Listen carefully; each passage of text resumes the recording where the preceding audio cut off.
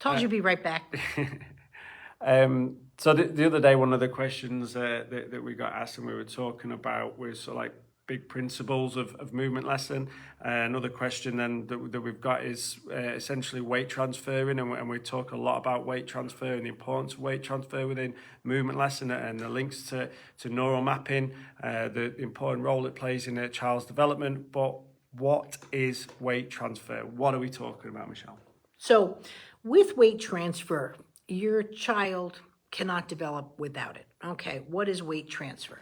So, imagine you literally have a ball on your skin and you go to move, and that ball rolls, right?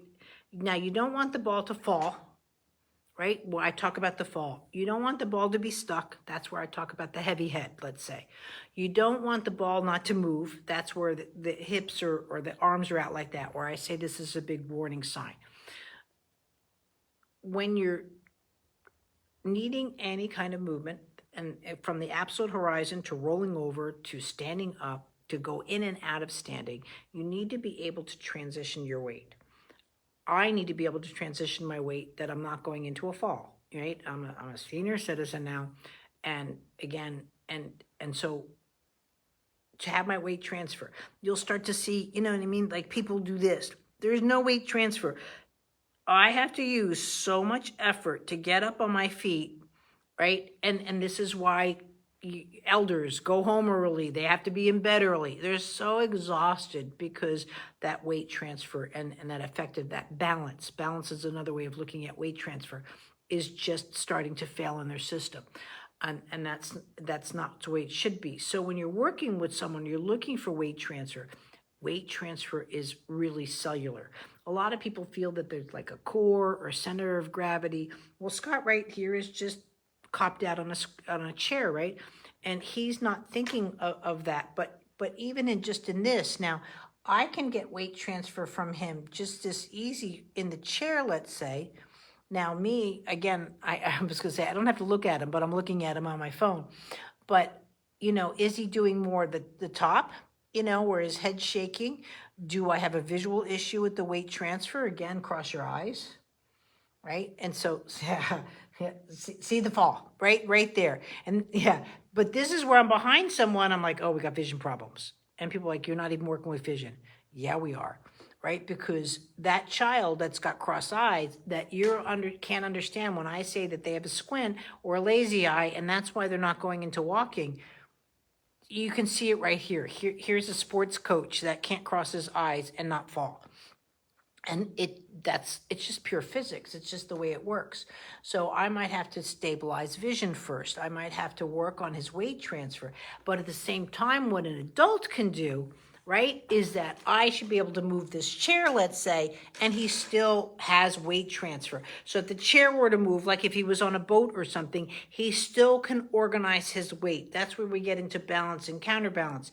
These are more adult-based functions. This is why we don't stick our kids or babies on physio balls. They haven't even learned to balance on the earth, and now you're putting on plates, vibrations, boards, all this, and people say, oh, but I'm working on balance. No, you can't work on balance until you establish weight transfer. And weight transfer is not fully established until you go through all the rotational milestones into walking. Then we can start. You will not see a typical child standing on one leg like a flamingo trying to balance at 8 months old. It just doesn't happen.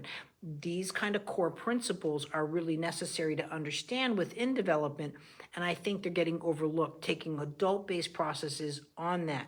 So when I'm working, even though I'm learning, let's say, weight transfer and how to touch, but I'm doing this as an adult, this is what I'm trying to teach you, is that Scott now will be able to, despite the cross eyes, be able to, let's say, balance and move. However, being even a neurotypical child that only has visual impairment that you know of, will show signs of developmental delays or developmental deviations based off of, let's say, the crossed eyes. And if I ask him to just tighten his fingers, right? So again, his weight, now he's heavier on this side versus over here, depending on the contraction. You can see how this move is longer and this move is shorter. He goes down more, he goes over more. So now again, he's deviating his balance, his plumb line, and that will be affected the higher he goes off the floor, in a sense. And so that's what you're looking at. And I think, again, we sort of like that ties into one of the questions that we tried to answer the other day about sort of like picking up on some of the key indicators of somebody who might have additional needs. And we're talking about the fall. If you look to do some weight transfer, or you look for a child to weight transfer and you see a fall, there's a key indicator that they can't weight transfer effectively. And I know some therapies that we've been in with my daughter, and they might be talking about, okay, transfer the weight in terms of locomotion. So they transfer the weight to allow you to take a step, transfer your weight to take a step, but it's more than that. A child should be able to weight transfer for them to be able to learn to move, and for neural mapping and for the brain to kick in. It's so much more important than just playing a role in locomotion, right? And I also think that it's important to talk about weight transfer in terms of when you as an individual working on your child. And it is a question that got left the other day as well, in terms of, right, well, if you're a parent and you're a practitioner and you're trying to apply some movement lesson, can you weight transfer yourself? Because that's going to help make that more effective. It's you're possibly working with your child more. You're adding that movement, your own movement, in to them, rather than just being quite static with the hands. So, I mean, what are your views in terms of parents and practitioners? Like, do you feel that there's a greater connection if there's improved weight transfer? Well, also, this is where I tell you to work on a couple of people, because the first question is, okay, I'm trying to weight transfer Scott. Am I doing it right, or does Scott have the problem, right? And so part of just learning how to do it and doing a couple of videos is like, oh, okay, my touch could be a little bit softer, a little bit longer, smoother, right? But okay, now we still have a problem with Scott. And I'm not trying to say Scott has a problem like that, but that's where I'm coming in, is to take my movement vocabulary and put it into him to stabilize his system, to offer it weight transfer. But I also want to say too is, I've gone like this in my life many times. I've thrown a ball, I roller skate, I do all these things. So if I fist my fist, I can still get up, let's say, and go down. But a child that's never established movements, their eye is turning in, the fist is coming in, these little things which someone might say it's no big deal, just haven't used the other side, it will affect their movement globally, because they'll never get this experience unless we intervene and give them an option to that. And the easiest option you can show any kid or child is weight transfer. Yes, I guess it's the starting point of working with the child, really. It's how they learn. And again, we think about, you look at a toddler, you think back to how they first learned to move. They're not using their muscles to move. They can't roll onto the side because they've got great ab muscles. They're using their ability to weight transfer. It's another indication of muscles play a key role in movement, but muscles aren't movement. They're an aspect of it, and weight transfer is how we should do it. And it's not just kids. It's not just people with additional needs. I've done some analysis that I've put on the Movement Lessons Sports Academy YouTube page, looking at sort of common problems within golf, and going around with a few amateur golfers and videoing them. One of the big issues that they had is they could not weight transfer. And some of them were rotating, but they weren't weight transferring, and they weren't coming through, and they weren't shifting from one foot to the other. And you see it regularly. It is not just an issue with kids, it's an issue with adults. And if you're having problems with your weight transfer as an adult, then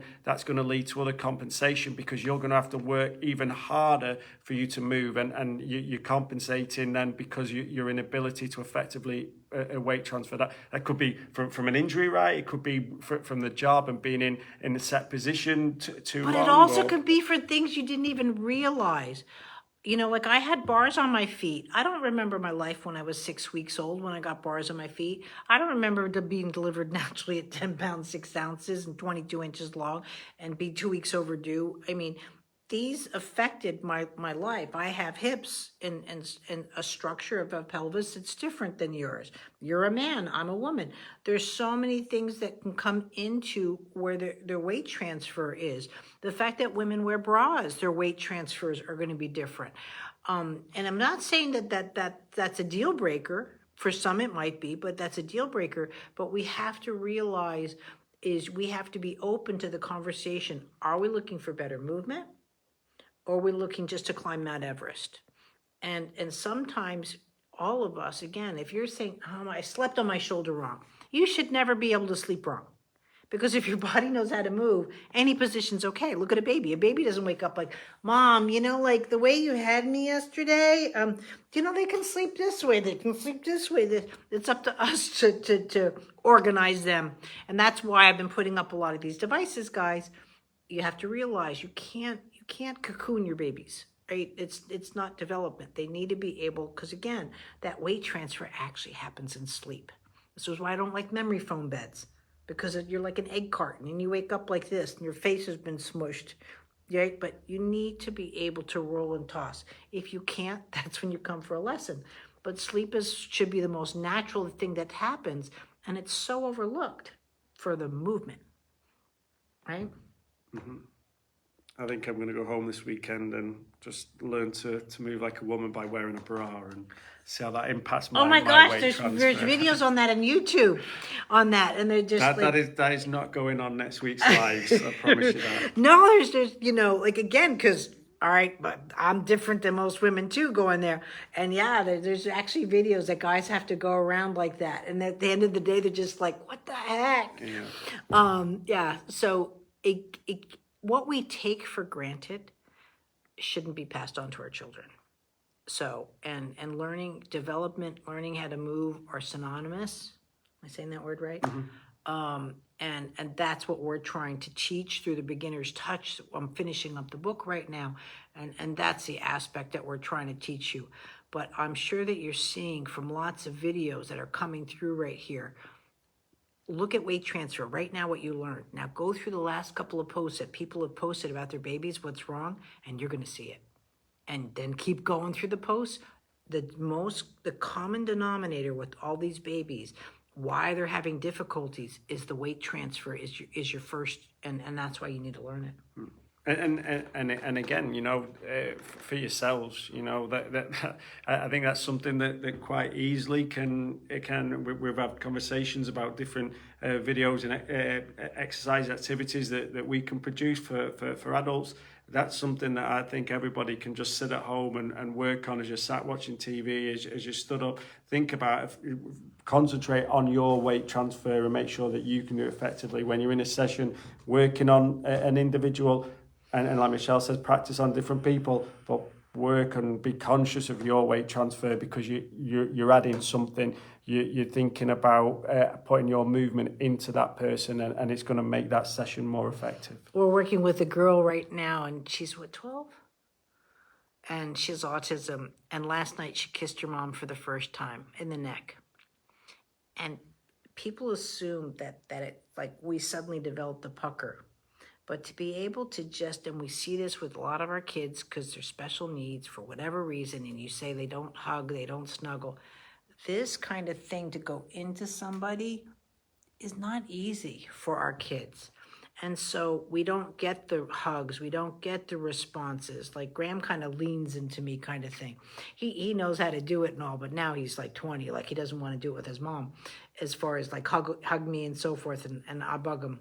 I'm going away for 2 weeks now. I've got to make up for a lot of time here. Okay, lol. And he'll come in for the gorilla hug.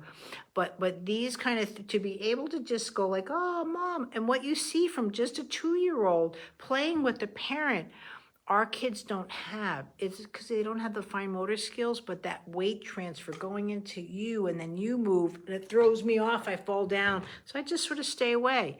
It comes into so many aspects of our lives, but it's a lot more important than you think. So. Hope that answers the questions. See you in a bit.